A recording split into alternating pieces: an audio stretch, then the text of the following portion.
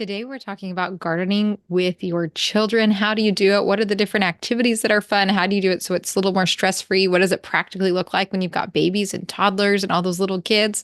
I am talking with Tiana Woodbury, who has been on the podcast before, but she is sharing so many just practical things that you can use in whatever type of gardening you have, whether you're doing, pots on your porch or a tiny one on your patio, or you've got a bigger garden out in the backyard, or you're going to a community garden. Tiana's done it all, and she has just amazing wisdom and advice. I learned so much from this, even having gardened with kids for years. She just like blew my mind. So excited to share this episode with you today. Hi, I'm Jessica Jackson, and this is the new way to thrive in motherhood by leaning into who you are, what you love, your unique family situation, and personal mission to create a life that you actually want to live. I want to invite you to join me in saying no to the life of the exhausted supermom, burnout, victim thinking, being pulled in so many directions, suffering through survival mode, or being lost in motherhood, and say yes to building strong families and moving forward on our greatest goals in order to create a fulfilling life that we are excited to wake up to each day and become a soaring mother. This is the Thriving in Motherhood podcast. I want to just take a moment and let you know about something free that I've created just for you. It's the 5-step path from surviving to thriving checklist. It is a beautiful document that will help you figure out exactly where you are on that path from surviving to thriving and know what to focus on in each phase of that path so that you can feel that joy and confidence no matter what season of motherhood you are in. You can get it today at thrivinginmotherhoodpodcast.com/checklist. Hello, everyone. Welcome to the Thriving in Motherhood podcast. Today, I am here with Tiana Woodbury. Welcome, Tiana. Thank you. Thank you for having me. Tiana has been on the podcast before, episode 120, and we talked about a lot of experiences in her young motherhood, challenges that she had when her oldest had a club foot and she had 2 little kids. But Tiana, life, it's been quite a few years. Life has continued to move on. So what does motherhood look like for you right now? Yeah, it's been a while. So, my little babies are growing up fast. They are 7, 4, and then we have another one who is 1.5. And so 3 kiddos. Summer just started for us. And so we're just trying to get into like the routines of, okay, what do we do all day with everyone home? And right now we live in the middle of Illinois, middle of corn country. And my husband, we're done with school finally. We're kind of in our first landing spot. And so it's been so fun to figure out my life here and what I need and what my kids need. I'm married to a food scientist, so he does research for his job. And it's just so fun because I really love baking. But through my motherhood experience, I've realized that my passion in life is gardening. Which is exactly what we're going to be talking about today. And specifically, well, we'll get like what to do with like on gardening with you and your expertise at the end. So hold on, everybody. Good stuff is coming. But we're really going to be talking today about gardening with kids, because that is an area where you have lots of practice. And I feel like you shine and you have such a great attitude because we garden a lot at our house as well. And there's some things with kids I'm good at, and there's other moments where I'm like so stressed because I'm like, we want to eat that food, guys. Like, don't ruin the seeds. So I'm excited to learn from you today. So why don't we just start out? Like, where do you start when you want to garden with your kids? Well, you have to start with a simple mindset. I would say almost, this sounds weird, start with failure in mind. Because when you start with failure, anything that you get after that is a total success. And so for me, it's just being like having the kids be involved. Growing up, my parents were really good at including us kids. And then like with my grandparents as well, we always had like a yard project. It seemed with every house. Like we nicknamed one of them like Noah's Ark because we just built this huge garden bed for my mom, and it was a ton of work. But now like when we look back, we like have fond memories. And so I think having that mindset helps me realize, okay, there will be great moments gardening with kids, but then there will be some moments where you're like, nope, I need to do this by myself and let's go do something else and I'll come back to it because they're just going to remember the good moments. But you'll have to remember both. So just focus on the good and it will all work out in the end. Okay, so already gardening with kids doesn't mean do everything that you absolutely are ever going to do in the garden with your kids all the time. Oh yeah, no, it is definitely. I had moments when still lived in Indiana. I've done lots of different gardening styles. We've done porch gardening, we've done community gardens, we've done small scale garden in our tiny little townhouse backyard. And now we finally have a backyard and I'm creating just my dream garden and it's just bringing me so much happiness. But there's been moments where it's just like, okay, I need my garden therapy, is what I called it. And it would be after the kids went to bed or my husband was putting them to bed, then I would go and have just my time in the garden. But then there was some mornings where we would all ride our bikes over to the community garden and we would all work together. So there you have to have a balance of some things are for you and some things you can do with kids. Okay. Let's back up just a little bit and have you tell us how you even discovered that you love gardening. Where did you learn it? Like, where did that become a passion for you? I think it was just something that we've always grown up doing. So definitely learned it from the women in my life.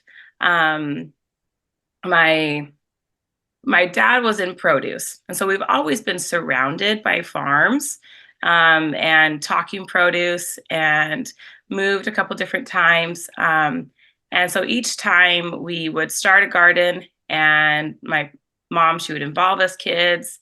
Um, but I think for me, it was just when they allowed me to have my own spot. So my mom, she taught me how to do flower pots and like just beautiful flower displays. And I can remember her just allowing me to go into the nursery and I had no idea. I think this was when I was in high school and just grabbed everything that looked pretty to me and she put them in pots and it worked out beautiful. And then also it goes back to like my grandparents too. That's how my Instagram account is.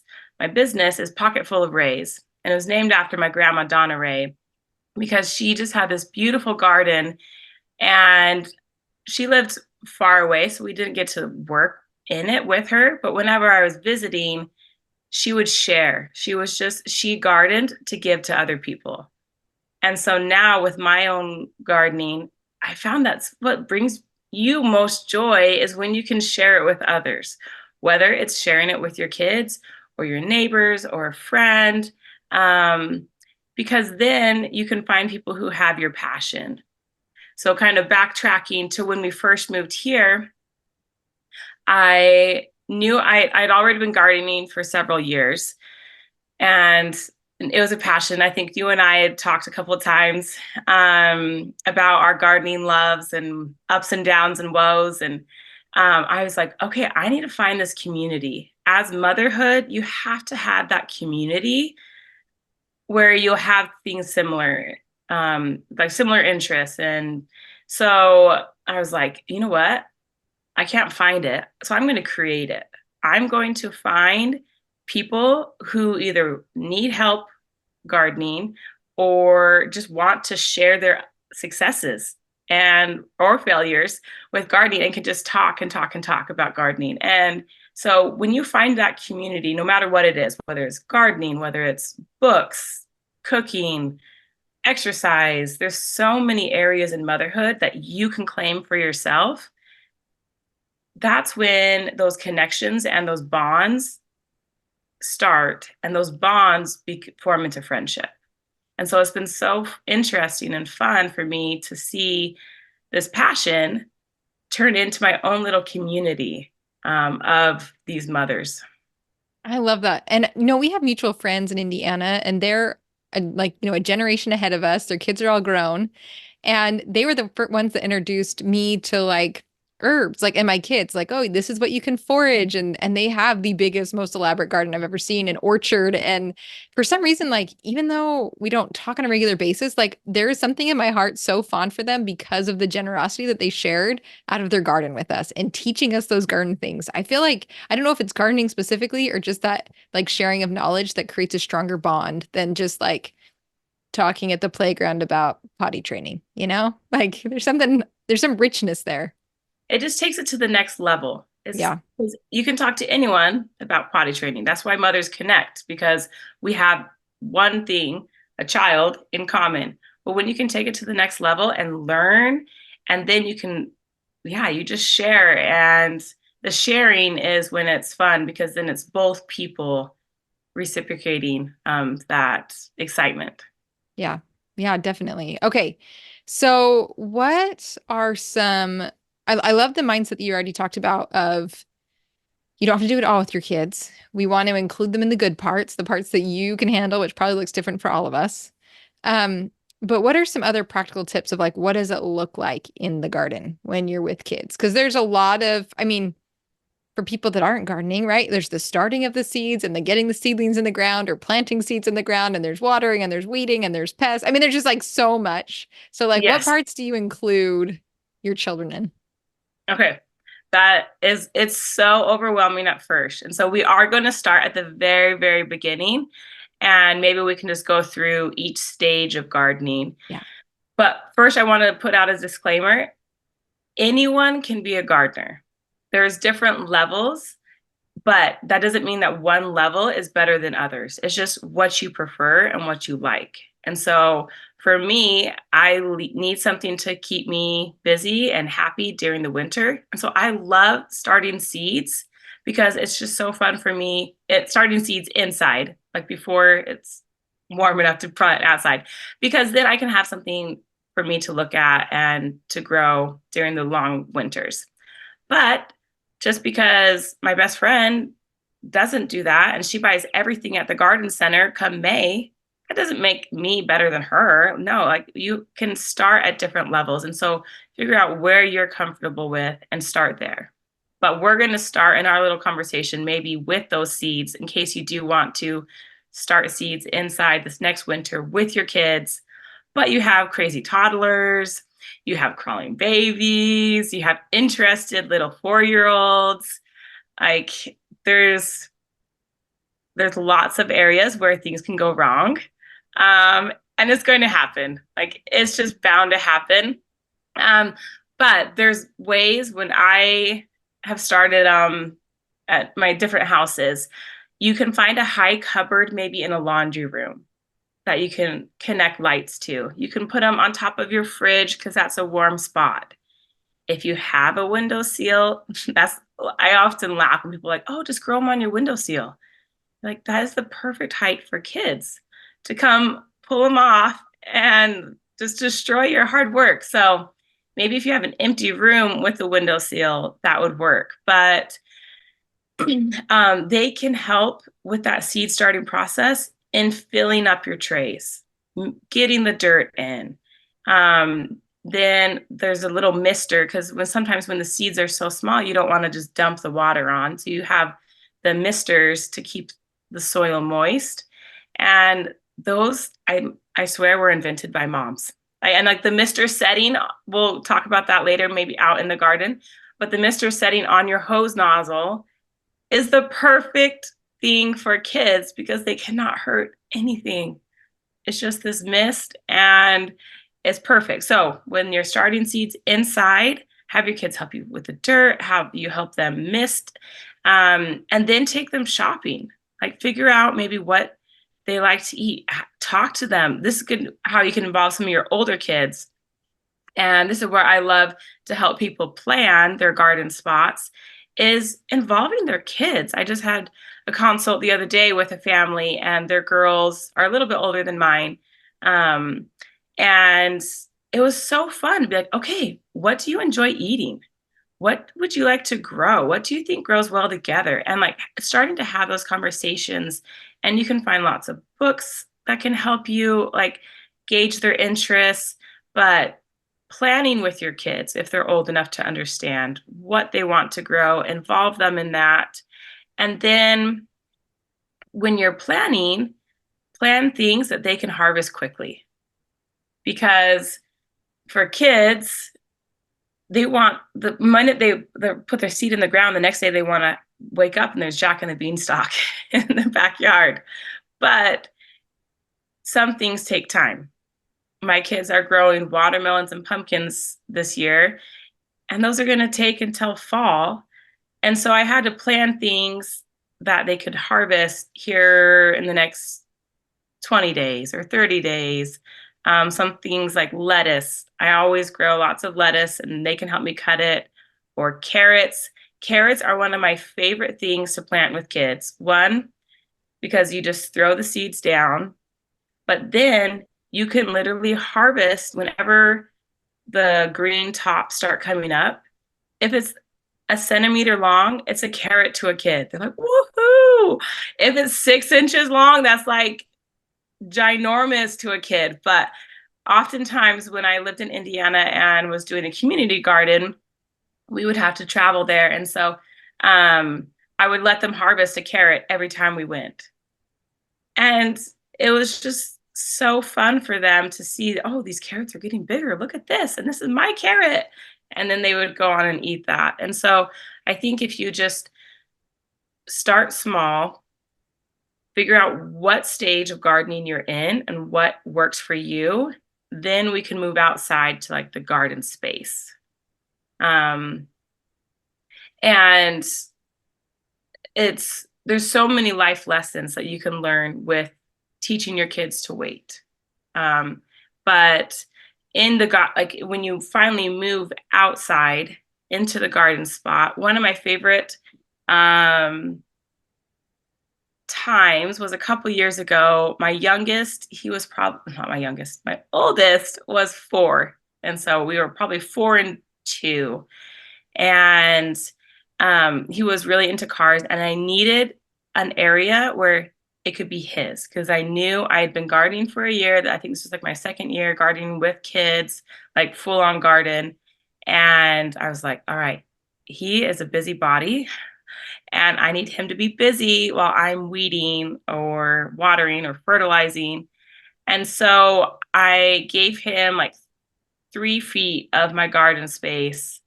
And I had seen someone make a race car track out of cement. And so early in the spring, we got a bag of cement, we mixed it up, and we poured a little race car track.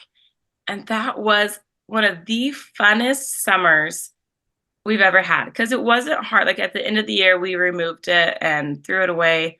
But it was so fun, not only for him, but for the other kids at the community garden. Like when they would come, they would like bring their cars and you could see them driving, and it just created this fun spot to let the kids be involved and have their own ownership. Ownership is so important for kids. Like if you think about it, when a kid comes to you to show you something, it's because it's theirs. And so whenever we would bring people to the garden, like if we had family visiting, they could go and be like, look, this is my spot. And like that's where I would let him water. And if he wanted to use the jet nozzle, that was fine because it was his spot. And he got to choose. Like we grew sunflowers that year around his little race car track. But it was just so fun for him to have that spot, a free space, I would call it. That is brilliant. How did you do the track? Like just you like dribbled cement? Like what does that even look like? Yeah, we just made it was a figure 8.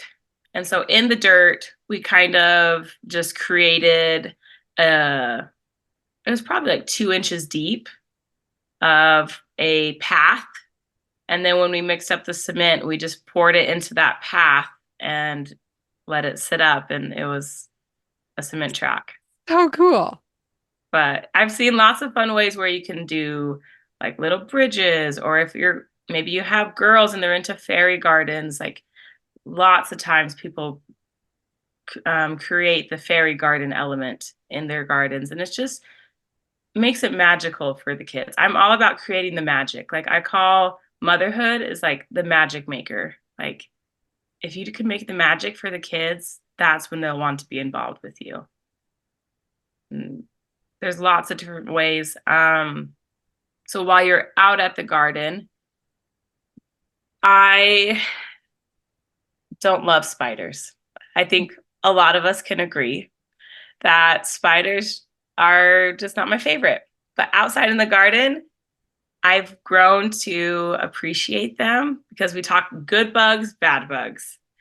And that's probably my second favorite way to involve kids is to teach them about bugs. And I think it came easy because my first two are boys. And so I just dove into, okay, yeah, I'm a boy mom. I can do this. Dirt, bugs, snakes, all the things like we're going to do this. But when we were digging holes, when you're digging holes in your garden, have them find the worms and be like, okay, awesome. You found the worm. Okay, let's go put it in our garden because worms are so good for the garden. And you can teach them like, oh, they aerate the soil as they make their paths. And worms are pretty much a safe bug for anybody. But then you can go deeper into, okay, ladybugs and praying mantis. And again, the library there's so many good resources for books that you can then teach your kids about and how to catch them and why they're important and what are the bad bugs. And I don't know, do you have cicadas right now down in Georgia? I think they've passed. Like we Okay. did, because every night was like level 200 volume for a while. Yeah, this year is just, Yeah. I guess, the crazy overlap of years. Yeah. Well, here in where I live in central Illinois, we have an overlap of two breeds or Yeah. two types. And so they're here presently right now, and it is so loud. Yeah. And everyone, like, that's the question I got all spring and winter was just like, okay, are you worried about the cicadas? Are you worried about the cicadas? And it's like, well, no, because cicadas don't do anything to plants. Like, Yeah. if I was like a orchard grower, maybe, but Yeah. for my garden, no. But I've definitely have put my boys on cicada duty. Like every morning, I'm like, all right, go out and just, they're not hurting my plants, but they're just all over the garden. I'm like, go take them off, all my little seedlings, so they don't just get bent over. And they love it. They're like, woohoo, let's go. Like they just have so much fun hunting for these bugs. And that's just one way that I've loved bringing the kids in. And whenever I love butterfly nets, every kid has to have at least one and teach them, okay, look at this butterfly. Go and get that butterfly or catch grasshoppers. And because those are bad bugs, we do not like grasshoppers. But again, that's a way you can involve them. But maybe you need 5 minutes to do something important, like throw down some fertilizer or pick your tomatoes or something that you don't want your kid to be helping with, send them away with a butterfly net. They're still being involved with you, but they are off on their own adventure, chasing that bug all around the yard. And then when there are like there's one more bug that I want to talk about is the like Japanese beetles or the caterpillars, the squash bugs, stink bugs. Teach your kids how to squish them, how to kill them. And they have so much fun getting their little aggression out. Like, yeah, I'm going to kill this bug. And it was just so fun to see these little boys just like squishing them in between rocks. And I don't know, I'm full on bug mom, but it's just That's a good. fun way. That's good. We've got caterpillars that come and eat our tomatoes. They're hornworms. They're this Yeah. big and like this big around. Do you have them in Illinois? I've seen them more in Indiana. I haven't seen any yet. Okay. Anyway, all of the bugs here are super sized. So I'm like, everyone's afraid of the guts. So we just like flush it. I'm thinking, well, maybe I can put them on drowning. Can we drown our bugs? I don't know. Yes. Put some soap in your water and then they'll stay under the water. They Is won't that the climb out, trick? but that is the Okay. trick. Yeah, I forget. Your bugs never die with frost, and so No. you get super big. Yeah. Yeah. and always new ones. We've not gone a season without discovering a new bug we have not yet seen before. Mm. I That's do good. love seeing when the wasps kill the hornworms with the eggs. If you haven't Yes, we seen have that seen or that. know what Jessica and I are talking about, but it's such a cool part of nature. Like nature is just amazing. So bugs are cool. That's I should have like stickers. Bugs are cool. Yeah, or a shirt. Do you have favorite books, or maybe after this, would you send me some of your favorite books about Yes. bugs that you can share with kids that we can put in the resources? Yeah, I would love to. Let's make a Because list. some people might be listening to you and be like, "What language are you speaking? I don't know how. I don't know this yet." Yes. And maybe like, yes, there's some people who are just barely starting, maybe with young babies. I know when we moved here, we had my youngest last year was almost in the crawling stage or starting the crawling towards the end of the summer.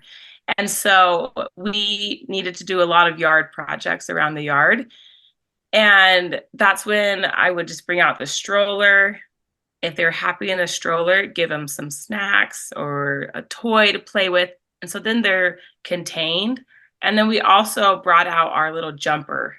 And I would just drag that thing all over my yard, my front yard, my backyard, in my garden. And they were just so happy to be out there with you, but they were contained. And you always have to remember with your gardening, there's going to be different seasons, just like in the year. When with motherhood, like you've talked about so well, just there's different times when you can maybe have a huge garden. And then other times you're like, you know what, this year we're just going to throw down a pack of wildflower seeds and that's going to be great. It is something's going to grow and it's going to be fine.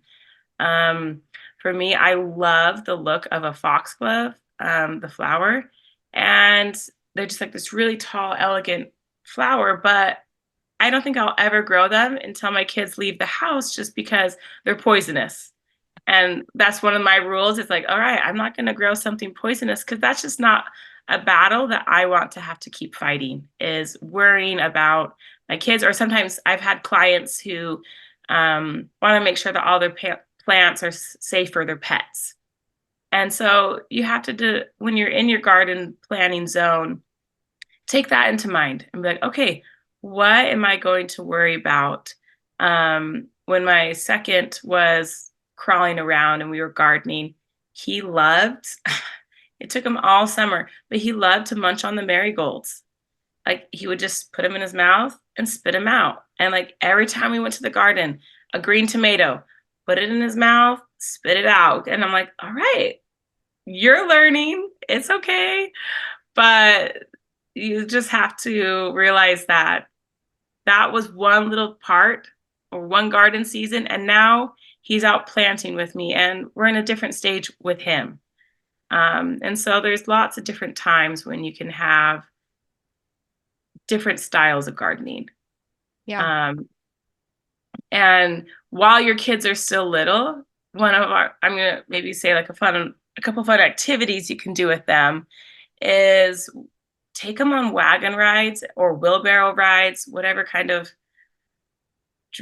wagon you have. They love that. And that's just, again, like the magic is you interacting and playing with them, whether they're riding in the empty wheelbarrow to the garden, sitting on all the dirt or the old plants that you're maybe cleaning out of the garden. Take them for rides, because that's just so fun. I have memories riding around in wheelbarrows. And then there's also ways that you can keep them entertained, maybe sitting by you. Maybe you have a young 2-year-old or 3-year-old that you just need closer supervision on. And so I love to get a pair of like kid scissors and any weeds. Sometimes you have to be careful with weeds. So maybe I'll backtrack that. You don't want them cutting weeds and throwing them all around your yard. But old flowers, old plants, maybe you're thinning some areas of your garden out, give it to them and with like a bucket and have them just sit there and cut. Again, my second, he could do that for hours. I don't know why. He just loved that rhythm of cutting up old plants, and it just kept him entertained, and it was so nice. Um, and then again with the watering, allow them to come down and help you, whether it's different settings on the water, like the hose nozzle, but that's a very easy way to involve your kids. Oh my gosh. I selfishly, this is so helpful for me because you solve like every one of my pain points and you're saying it, and I'm like, oh, duh. But like, it has never occurred to me to do these things with my kids. Yeah, there's so many ways, and maybe if we say everyone's normally like planting around this time.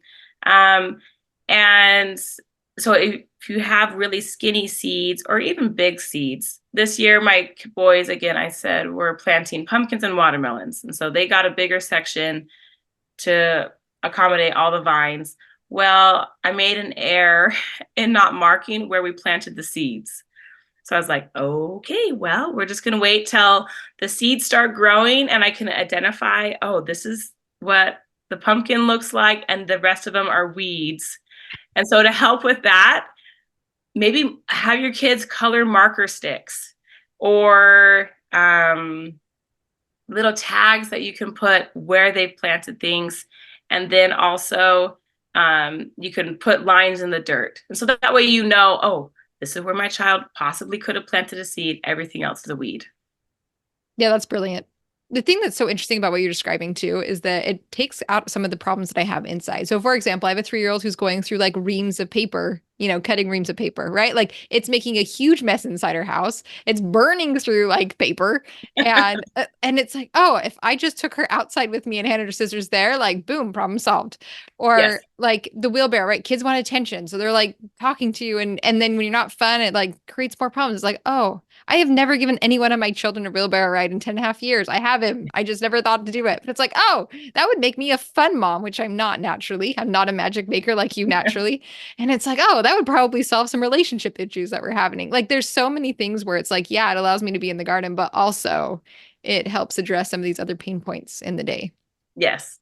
And it can, like, I will put a warning out there, it can create some pain points. One of my children, who shall not ever be named, learned how to help me with the pruning shears and just decimated one of our boxwoods right in the front of our house. And I was just like, oh no. And so that's when you just have to like take a deep breath, take a picture, and to be like, okay, I will laugh about this later, but right now I'm really sad. Like I've had, like I said, like I grow most of my things that I plant from seed, and so they're my precious babies that I've invested in, and they've been totally dumped and just like smushed when they were days away from planting in the ground. And so there can be those upset moments with gardening with kids, and you just have to realize that is going to happen. But things can always be replanted. You can always go to the store and buy another plant. And but I also think it's really important for you not to mask all of your emotions. I'm really big on allowing your children to see that you have emotions.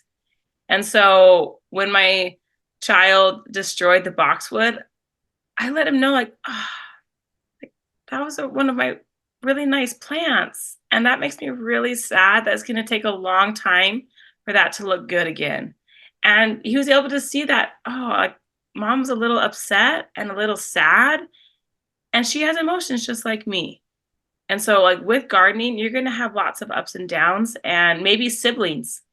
We've had that this last year when a sibling picked a watermelon or a pumpkin when it wasn't ready. And then the other sibling got really upset, but you're able to work through it. And so it just creates these moments for your teaching your kids healthy lifetime skills. Absolutely. The other one that we have that's not really, it's just so funny is we have strawberries, and for the first week you're getting like one and then two and then Yes. maybe five and then maybe six. And we go and divide every harvest by six every time. So at first you're getting 1/6 of a tiny strawberry. Anyway, it's just one of those things too. And if someone ate a strawberry when they were like a whole strawberry and didn't divide it, it was like, whoa, it's not okay. Oh, that's awesome. I hope Yeah. you're growing really big strawberries. We are now. It took a while. But they're all that sweeter, right? Now we all appreciate eating one whole strawberry. Yes. Hmm. Okay. No, this is so helpful. That is very practical. So, what would you say is like your number one tip for including kids in the gardening process, like boiling it all down? I would say let them have ownership.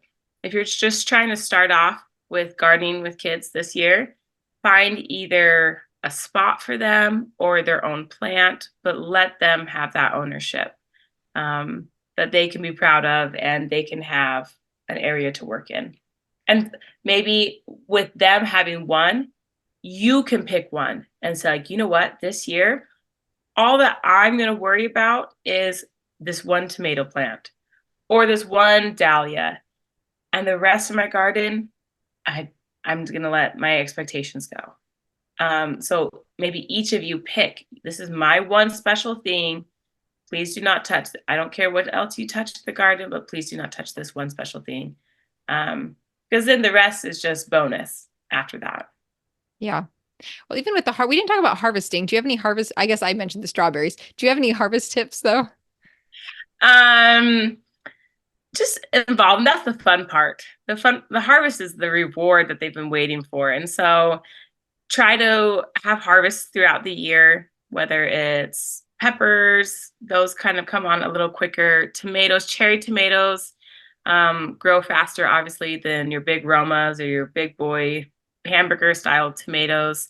And just allow them, like teach them like good teaching moments. Like, okay, that strawberry or that tomato is a little still orange. And so we're going to wait till they turn a little more red. And they quickly learn. And then it's like the treasure hunt is figuring out, oh, yeah, this flower is totally open and I can cut it and it's great. The harvest is the fun point. What's your favorite plant to harvest with kids? That's like picking a favorite plant. I don't know. I love flowers. I love growing vegetables. My husband's a big salsa eater. And so we have our salsa garden, we have the kids' garden, and we have my flower garden. And I just love seeing what flowers kind of talk to them. And then I get to enjoy them next to my kitchen sink and think of that kid while I look at those flowers. So flowers are probably my favorite. That is so fun. Okay, so let's talk about this though. So you're not growing everything. What do So, you grow in your garden? Because that's probably also insightful when it comes talks, as a mom gardening. yes. For us, salsa is number one. So We what goes in a definitely salsa garden? So we would grow our tomatoes, our peppers. This year I'm trying onions. We're gonna see if they work. Um, and like your herbs like cilantro to make salsa. But some people they really like, in other years we've tried more squashes and zucchinis, but then we realized, oh, not all of us love that. And so we mainly focus on like the tomatoes for salsa, spaghetti. There's a lot of different salads, hamburgers. Um, and then I have like my cut flowers. A long, long time ago, I fell in love with florets, everything about her. And so I always have a few of my cut flowers because then again, it's not just a one and done. Your kids can cut them and they grow back and cut them and they grow back. And so then it's fun. And then the kids have their own spot where they've got to plan this year. So we each have our own little areas, everyone in the family. That is so fun. And I think we'll take like your favorite recommendations. I'm sure people would love that to have like Yes. your favorite flowers or your favorite things for salsa, your seeds recommendations. Or That'd be maybe really you fun. really are really big into salads. And so maybe Yeah. you're going to be the person who does the Swiss chard, the kale, the lettuce, and all the carrots with lots of different styles of tomatoes. Yeah. Um, figure out what you love and just create your own little happy spot with that area. Yeah. I will say we planted sweet potatoes a couple years ago and digging them up was the most fun I ever had. So then we planted red potatoes, and digging those up was like insanely fun. And then now we're that like once you start planting potatoes, you can't ever find them all. So now we always have potatoes. And then we just went and doubled the amount of potatoes that we grow. But I would say that is so fun, like the most fun because Right. yes, digging them up harvesting them. It just is our favorite thing ever. It's literally digging for treasure. Oh, that's awesome. Yeah. I think I've only grown potatoes once, but I have some that I haven't planted out yet. So maybe this year we'll Yeah. dig And I for don't know. treasure. I don't mean, we grow in the South, so we have a longer growing season and it's a little bit more, I don't know. It's Yes. sort of magical growing down here. Things that are harder other places are easier here. So I don't know. But anyway, they are fun. It's a fun kid plant. Yes. Hmm. Okay. So let's talk about, because we talked about, doing it with kids, which I love, but let's talk about a little bit of your business and where people can find you, how you like to help. Yeah. So, like I said, I created a garden coaching business. And it's been so fun to find that community of people who just want to maybe start. I can take like all levels. Maybe they don't even know where to start. And so I help them create a plan that can be simple or elaborate. And we'll have like an initial conversation where we can talk about, okay, what do you like to eat? What would you like to grow? What things do your kids have interest in? And then I'll draw it up on a plan for them in like a pretty picture. But then that also includes like a shopping list. Okay, you want to grow peppers? Well, you're going to need 3 peppers for your space that you have because you can't just grow everything in a 4 by 4 foot bed. Like there's comes the limit. And that's my sister and I joke that for us, since we grew up surrounded by like 100-acre fields of farming land, that like our gardens are never going to be big enough because we're like, wait, what do you mean a 20 by 30 foot garden? Like that's not big enough. And like they were just like, okay, well, we are crazy. Like that's just fine. Um, and so then I'll give them their plan. I'll give them like a shopping list, and then also just like we'll instruct them and teach them how to. Okay, when you plant a tomato, you're going to want to strip off all the bottom leaves and plant it deep in the ground so that it can expand more roots. Or, oh, you're having a hard time harvesting cucumbers. Well, these are a few tips. And it's just been so fun to see some of these beginner gardeners catch the fire. And then also some of my intermediate gardeners um, just learn more about, oh, let's do a soil test in your garden and see why you're having a struggle with your pepper plants. And just allowing them to kind of dive deeper into this passion because it's such a fun passion to have. And it's so beneficial for you and your family to create this spot in your yard. I love that so much. Well, and the thing too that's like lucky for you is as you're teaching, you're also learning it more faster as you're like experiencing different people's scenarios too, which is just so fun. Yes. And it's fun because for my garden coaching, it's something that I can do with my kids. That my husband and I were talking that I wanted to do something. But I was like, I don't want to do it without my kids. And so my virtual clients who live in other states, I can meet with them maybe after my kids go down to bed or during their nap time and it's like quiet in the house. And we can do it over FaceTime and talk, and then I can email them their supplies. But then with the clients here surrounding me, it's just been so fun for like, all right, guys, let's go. We're gonna go into this other person's yard and you get to maybe play with their kids while the moms talk gardening. And so again, like building my community and growing that passion and just establishing this network of moms who want to do something with their kids. It's just been so rewarding. I love that. Do you have a website or Instagram or where can people find you? Yeah, you can find me on Instagram, a pocket full of rays. Excellent. And we'll link to that in the show notes so it's easy to find you. Any final thoughts or bits of wisdom you want to share with us? Just that gardening with kids is teaching them just so many important life skills. And it teaches them how to value work, even from like a young age, to learn from failure. Like gardening, you're going to have so many failures. And then just to how after those failures, you can have such pride in your work. And so it's just an important thing that I think everyone should be giving it a go.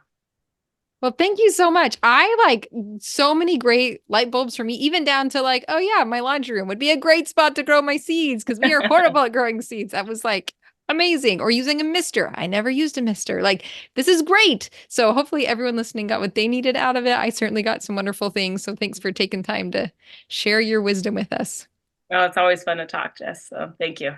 Where you are planted, watch the blossoms grow.